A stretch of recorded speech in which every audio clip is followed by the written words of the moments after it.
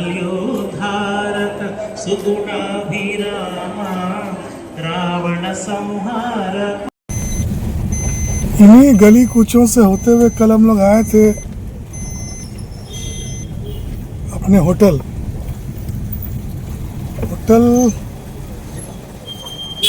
Average hotel है, बहुत बढ़िया नहीं है। और ये होटल हम लोग को पड़ा है 1350 का। मोटा मोटी ठीक ही था यहाँ पर होटल। जैसा कि आप लोग सभी जानते हैं कि पूरी एक टूरिस्ट प्लेस, यहाँ थोड़ा सा महंगा ही होता है सब चीज़। आ गया। अब हम लोग निकल पड़े हैं अपने अगले डेस्टिनेशन के लिए। नमस्कार, मैं हूं आपका मेज़बान एन बालाजी और आप लोग देख रहे हैं उषा बाला ब्लॉग 2022। पिछले 2 ब्लॉगों में आप लोगों ने देखा कि किस तरह से विशाखापट्टनम से हम लोग पुरी आए और जगत साई निलयम में हम लोगों ने स्टे किया और पुरी का वाइब्स को आप लोगों ने देखा। आज सुबह नेक्स्ट सेकंड डे, आज 7:11 हुए हैं। हम लोग अपने होटल जगत साई निलयम को छोड़कर अगले डेस्टिनेशन के लिए जा रहे हैं। अगला डेस्टिनेशन भी कम रोचक नहीं है आप लोगों के लिए। इस ब्लॉग में आपको अगला डेस्टिनेशन और अगला डेस्टिनेशन क्या है इसके बारे में दिखाऊंगा। साथ ही साथ अगला डेस्टिनेशन का पूरा जो इन्वायरमेंट है वहाँ क्या है उस सब चीज़ को भी मैं आप लोगों को दिखाऊंगा। तो इस ब्लॉग को बिना स्किप किए देखिए। अगला डेस्टिनेशन जो है काफ़ी महत्वपूर्ण होने जा रहा है। साथ ही साथ ये भी एक सनातन संस्कृति से रिलेटेड प्लेस है। सुबह सुबह का समय 7:15 भी अभी तक हुआ नहीं है, लेकिन सुबह में भी देखिए पुरी में ट्रैफिक कितना ज़्यादा है। बाकी समय तो क्या होता होगा ये तो देखने ही वाली बात होगी। ये कोई बस स्टैंड नहीं है।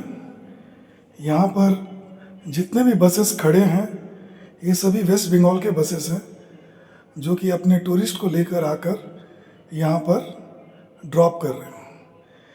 जिसके चलते यहाँ पर काफ़ी सारा जाम लग चुका है और हम लोग इसमें फंसे थे।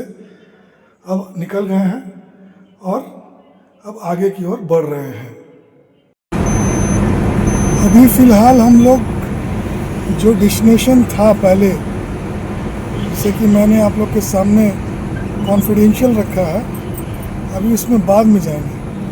पहले जाएंगे साक्षी गोपाल, वहाँ दर्शन करने के बाद तब फिर वहाँ से निकलेंगे उस स्थान के लिए जो मैंने आप लोग को अभी तक नहीं बताया है। आसमान में काफ़ी ज़ोरदार बादल छाए हुए हैं। कब बादल फटेगा और बारिश होगी कहा नहीं जा सकता। काफ़ी सारे सकरी रोडों को पार कर हम लोग साक्षी गोपाल मंदिर के प्रेमाइसेस में पहुंच गए हैं। यहाँ का वातावरण देखिए, रोड पर काफ़ी सारी गायें खड़ी हैं और ट्रैफिक का हाल तो काफ़ी बुरा है, देख ही रहे हैं।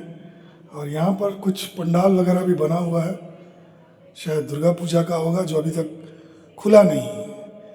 और ये एक छोटा सा स्टैंड है जहाँ की बहुत सारी गंदगी पड़ी हुई है और इसी के बीच में जहाँ और भी गाड़ी जहाँ खड़ी है, हमारी धनों को भी हम लोगों ने पार्क यहाँ पर किया हुआ है।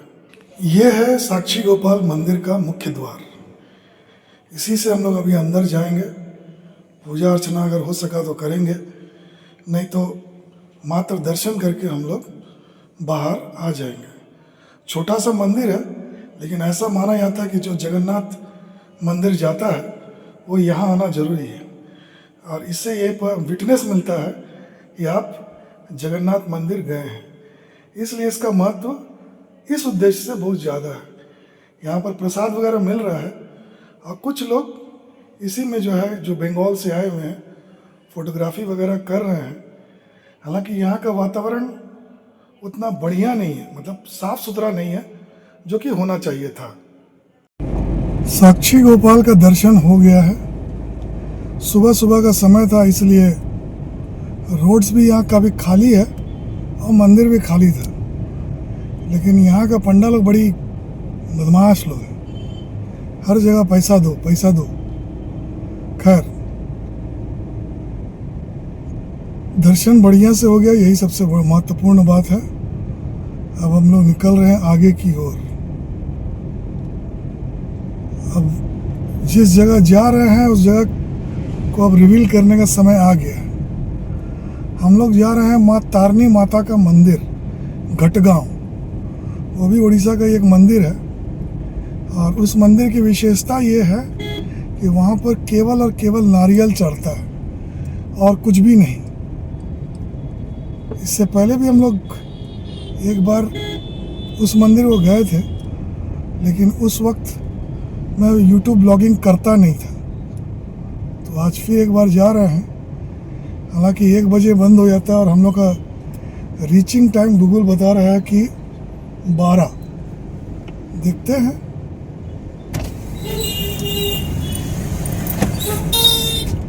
यहाँ पर एक जो है ड्रॉप गेट है रेलवे का, जिसके चलते ये पूरा भीड़, क्योंकि लगता है कि अभी अभी कोई ट्रेन गई है। तो अभी खुला है तो इसलिए हम लोग को रुकना नहीं पड़ा। लेकिन हाँ, रश जरूर है यहाँ पर लोगों का। अभी हम लोग हाईवे पहुँचे ही नहीं है, बड़ा तेज झमाझम बारिश हो रही है पुरी से निकलने के थोड़ी देर बाद। समय हो रहा है 9 और अब हम लोग कितना बजे पहुँचेंगे तारनी मंदिर ये पता नहीं, क्योंकि अगर इस तरह से बारिश रहा तो देर हो जाएगा। तो ऑलरेडी अभी 12-18 का टाइम हो गया। देखते हैं, अब माँ का आशीर्वाद रहेगा तो देख पाएंगे, नहीं तो फिर रिटर्निंग में देखेंगे। सामने दिख रहा है NH-16। अब हम लोग को जल्द से जल्द ये जो फ्लाईओवर NH-16 दिख रहा है इस पर चढ़ना है और जल्द से जल्द घटगांव पहुंचना है। ఇప్పుడు అలా తిరంగా రూట్లో వెళ్తాను ఏంటి हाँ भाई, समझ गया। ఎందుకంటే ఈ బ్రిడ్జ్ చూసి నాకు గుర్తుకొచ్చింది. पहुंच गए हैं हम लोग NH-16 पर। थोड़ी देर में हम लोग कटक पहुंच जाएंगे।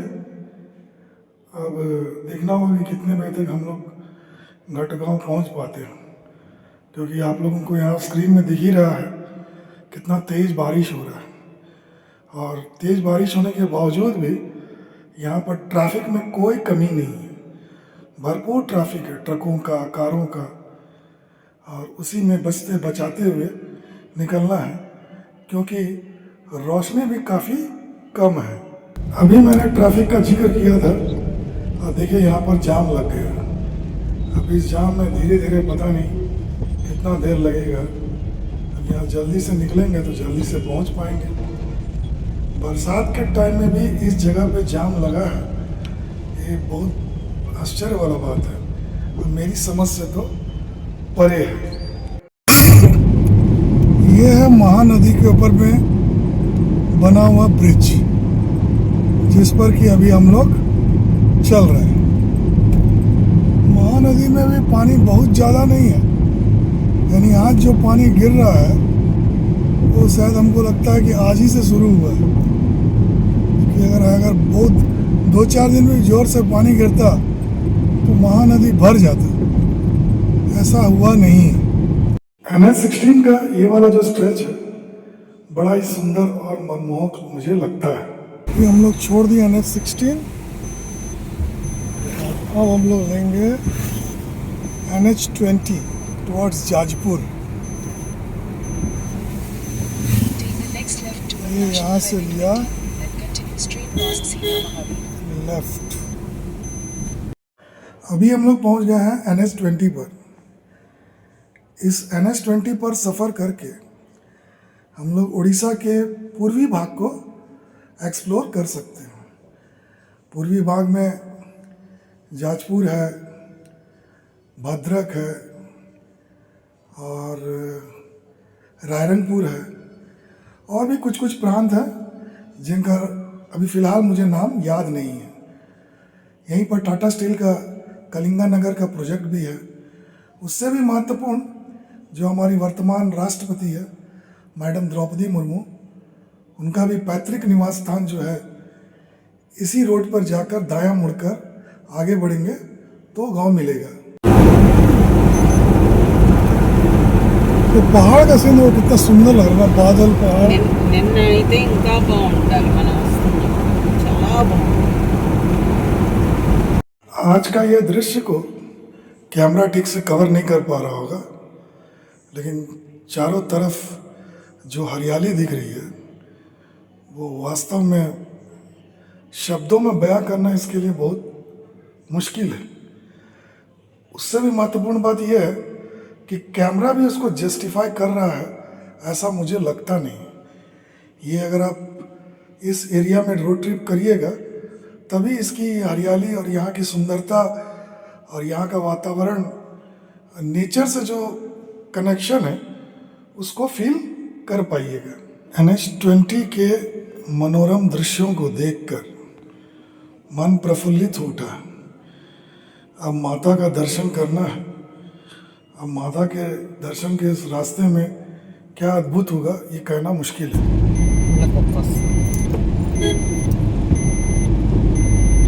ఈ రోడ్లో కుక్కలు నక్కలు ఎలిఫెంట్స్ కామన్। ఎలిఫెంట్లు అక్కడ తిరుగుతాయి కానీ ఇప్పుడు వచ్చి अभी थोड़ा कम हो गया, पहले जब आया था ना सब कॉमन था। लेकिन वो जिस रास्ते से जाएगा ना वो मामली पाल, जमली पाल, बामनी पाल है, सिमली पाल बोलता ना जंगल, शरीफा चला बागा दुरुते मंचू। सबसे अच्छा शरीफा वहीं का होता है, सिमली पाल का।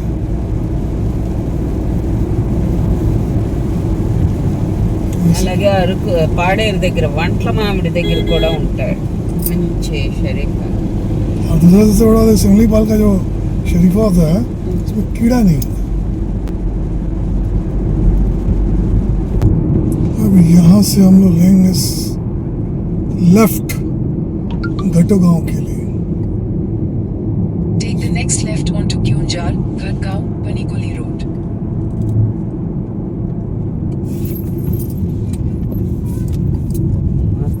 ये माँ तारनी वाला road. Continue on Kyunjar, Ghatgaon, Panikoli Road for 1 kilometer. और यही जो है हम लोग को पहुंचाएगा मंदिर तक। क्या नज़ारा है, पूरा green green green green green. Monsoon का ग्रीन है, यह हमेशा रहता है। मैं भी करीब 10 साल के बाद आया हूँ। बहुत खूबसूरत मंजर है यहाँ पर, जितनी भी तारीफ किया जाए तो कम है। मंदिर क्लोज చేస్తారు। पहुँच गए हम लोग घटो गांव मंदिर। अब यहाँ पर पूजा वगैरह करते हैं, फिर आप लोग से बातें करते हैं। महेश्वरी मंगल शुभकरी माता। ये है तारिणी माता मंदिर का मुख्य प्रवेश द्वार। अखिलांडेश्वरी अम्बे भवानी, अखिलांडेश्वरी मंगल। जैसा कि मैंने पहले ही बताया, इस मंदिर में प्रसाद के रूप में केवल नारियल चढ़ता है और कुछ नहीं। महत्वपूर्ण बात यह है कि किसी भी ट्रक ड्राइवर, बस ड्राइवर को आप नारियल दे दीजिए और बोलिए कि तारिणी माता में चढ़ा देना, वो इतना ईमानदार होगा इस माता के मंदिर के लिए, वो जरूर नारियल लाकर यहाँ पर चढ़ा देगा। कहने का तात्पर्य ये है कि यहाँ का माता का जो प्रभाव है बहुत ज़्यादा है लोगों में। देखिए, तारिणी माता मंदिर का भव्य मंदिर का बाहरी स्वरूप। अंदर में कैमरा ले जाने का परमिशन नहीं है, इसलिए अंदर हम लोग कैमरा नहीं ले जा सकते हैं। बाहर से ही देख लीजिए। अगर अंदर आपको दर्शन करना है तो आपको स्वयं यहाँ पर आना पड़ेगा। यहाँ दर्शन करने के लिए कोई भी शुल्क नहीं है। केवल नारियल यहाँ पर चढ़ावा चढ़ता है। ये मंडप वगैरह है, यहाँ पर आप रुक सकते हैं, कोई छोटा मोटा फंक्शन कर सकते हैं, इसके लिए यहाँ पर प्रबंध किया गया है। साथ ही साथ यहाँ पर खिचड़ी का प्रसाद भी मिलता है 12:30 पौने 1 के आसपास में, उसको लोग ग्रहण करते हैं बहुत श्रद्धा से। आदि पराशक्ति श्री परमेश्वरी आनंद रूपिणी हे शिव। हो गया हम लोग का दर्शन बहुत बढ़िया से, बहुत खाली भी नहीं था, एट द सेम टाइम बहुत भीड़ भी नहीं था, क्योंकि 1 बज रहा है इसलिए ठीक ठाक दर्शन हो गया। और ये बहुत दिनों से हम लोग का पेंडिंग था दर्शन का, तो आज माँ का आशीर्वाद से हो गया। हालांकि कटक के पास में जैसा भीड़ में हम लोग फंसे थे, मैं नहीं सोच पाया था कि आज दर्शन होगा। हम लोग का मैंने ये सोचा था कि आज हम लोग का जो परिश्रम है व्यर्थ जाएगा, लेकिन ऐसा हुआ नहीं। माँ ने हमारी प्रार्थना सुन ली और मेरा दर्शन हो गया। अब हम लोग यहाँ से सीधा जो है जमशेदपुर के लिए निकलते हैं, जो कि हम लोग का आज का ओरिजिनल डेस्टिनेशन है। चलिए चलते हैं जमशेदपुर। घटगांव से लेकर जमशेदपुर तक का जो सफ़र है उसे मैं आप लोग को अगले ब्लॉग में दिखाऊंगा, नहीं तो ब्लॉग काफ़ी लंबा हो जाएगा। अरे भाई, आप लोग को वर्तमान राष्ट्रपति का पैतृक गांव भी तो दिखाना है, तो भूलिएगा नहीं अगले ब्लॉग को देखने के लिए। अंत में ब्लॉग का संदेश, धर्म की रक्षा कीजिए, देश से प्रेम कीजिए और स्वस्थ रहिए। इस ब्लॉग को देखने के लिए और समय देने के लिए आप लोग का बहुत बहुत धन्यवाद। लक्ष्मी परिवाह चलन्नी नवलोचना नवचंपक पुष्पाभा नासा दंड विराजिता तारा कांति शिरसारी नासा वर्णपाशुरा कदम्ब मंजरी क्लुप्ता कर्णपूर्णा